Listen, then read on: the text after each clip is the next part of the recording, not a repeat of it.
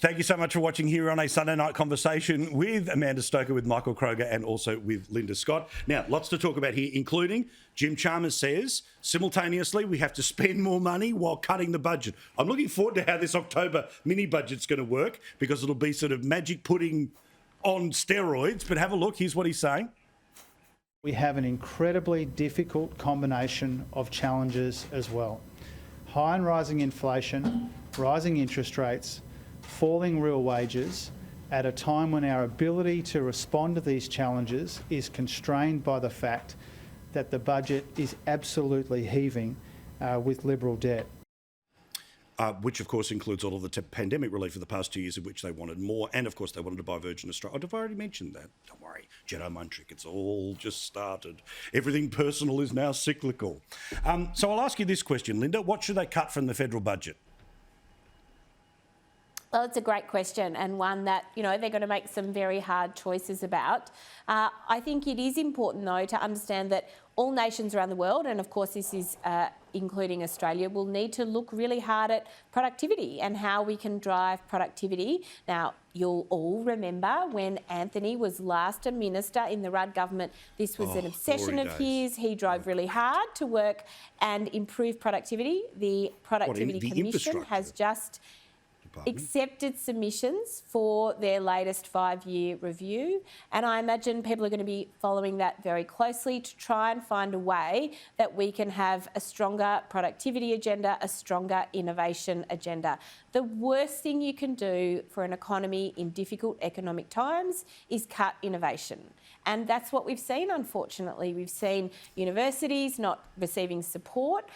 We've seen all that local infrastructure at local government level really suffering. And these are the kinds of things that Australia needs to invest in. Why? Because it will drive jobs growth. Why? Because it will allow Australia to be internationally more economically competitive. I can't wait to hear the arguments against why Australia should have I want to know what productivity was demanded when the Fair Work Commission made its decision last week, because I'm pretty sure there was none on offer for anyone. But anyway, Amanda. Again, Paul Murray, let's blame the low-paid workers of Australia. No, I'm just saying, if the argument is you get a pay rise for productivity, what was the productivity offset that the unions offered to get the pay rise last week? I'll answer you. Bupkis, none, zero. Why? Because the government came in and made its decision, which, yes, more people work for a small business than own one. But guess what? If you own the small business, only one way to get a pay rise. You get up earlier, you go to bed later. That's productivity. Amanda. Look, thank you. The revisionism that is going on with the well-crafted lines that my very capable colleague Linda is sharing from Sydney is just extraordinary. Every time we put forward measures to drive productivity, I saw Labor and the Greens team up in the Senate to block it. And I'll give you one simple example. For greenfields agreements to be able to lock in a pay deal for a project, computer says no from Labor. We had to pull teeth for years to solve the block on investment and the fear that was prohibiting jobs growth that came from the double dipping problem that Labor consistently caused so much grief about trying to get a solution over the line, would only do it at the very end of the last term of government. Every time we have invested in modern manufacturing schemes, all about getting specialised manufacturing innovation here in Australia, they stood in the way. Every time we sought to bring in measures like the instant asset write-off that would help small businesses and indeed bigger sized businesses do the capital investment that was necessary to drive productivity in an environment where Labor stood in the way of any kind of industrial relations improvement. They stood in the way of that too. And they're going to stand here with a poker face on and try and say, the situation's terrible because we did nothing about productivity. I mean, hello. It's Labor that stood in the way of this every day of the week as their union mates pulled the puppet strings. It is just a fiction to now stand up and say, it's all about productivity and we're serious about that. Your actions don't show it, Labor. Yeah. And if they're going to do it now, well, it's a good thing for the country, but it proves a lie everything they say they stood for the last at least 5 years. Duts, if you're watching, can you go and find in your phone book whoever the most deadwood backbencher is you currently got, boot, because I've got a Sheila in Queensland who should be taking over. Let's get her right back in the Parliament. I want that fight back on the floor, and I reckon that might be... You're at a massive loss, Amanda. We're all down in Victoria. We're devastated that you didn't win. But, obviously there's a great quality of person available in the Senate from Queensland. They don't need people like you. But, Paul, mate, here's the problem.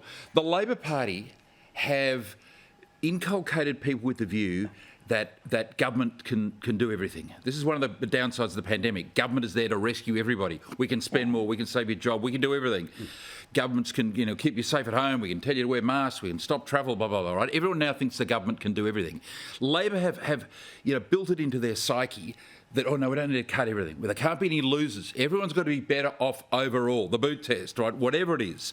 So what you've got are these commentators, and Amanda put it beautifully before, you've got these commentators, Albanese, Chalmers, Barnes, saying, things are bad, it's bad. They're just commentators. They're like blokes at the footy, sitting there going, he should have kicked that. He should have kicked that, Yeah.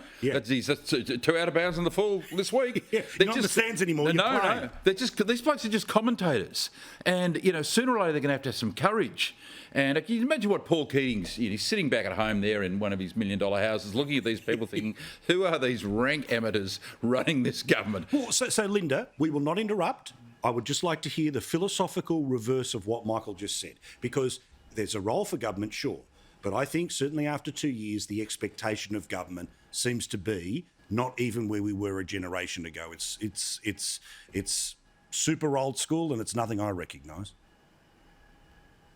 Well, look, I agree that people have seen the importance of the role of government in COVID. And again, I cite the local government examples. I mean, we have so many examples in New South Wales, in Lismore, of people needing support in a dramatic flood and local government being the only level of government on the ground to provide them support. So I hear the argument from the Conservatives all the time that Australia is overgoverned.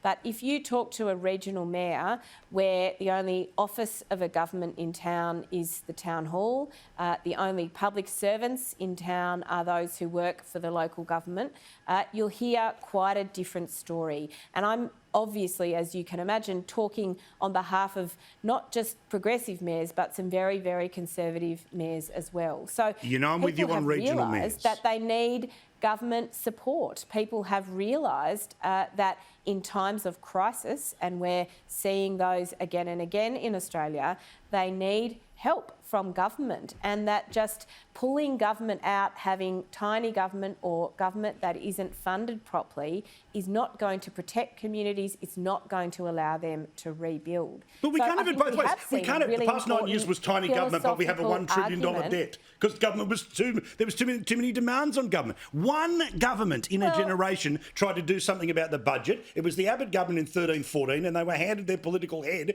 by, among others, the freaking ghost. There need to be more mayors. And then we've There's got not enough, Paul. Tony Abbott saying that John Howard was a better Prime Minister than even his own government. So, more old Liberal wars about infighting rather than focusing on their own communities. What, like cutting taxes? Of course, Howard, cutting taxes in exchange for the GST. Bold, big thinking in the first term. Remember how close it went, lost the popular vote. Anyway, we're out of time, so I don't even get bold predictions. But Paul... But yes, Amanda. No, please. I'm not going to interrupt you. I was just going to say, just wanted to shout out to those regional councils that are doing extraordinary things, like the Burdekin Shire Council, who is innovating the hell out of that area to bring new industries to town, to get businesses to set up, to make them have the best infrastructure around, to make them prosper. I could tip my hat to the Toowoomba Shire Council, to the Banana Shire Council. They are doing great stuff, and they're not out with their hand out saying this is all for the federal government to fund. They are taking charge themselves, and I'm so proud of them. I do have my issues with the Brisbane City Council. I've just been with the Toowoomba Mayor this evening, so hear. Those councils are all doing fantastic jobs, excellent. But they need more support. Right. I do have problems with the Brisbane City Council, though, that hike its rates and then still have a job offer for $100 and something thousand for a green space facilitator. Anyway, Linda, I love you. Former Senator, we love you as well. Michael, no, nothing but the best for you. Great to be here. Thank you, great man.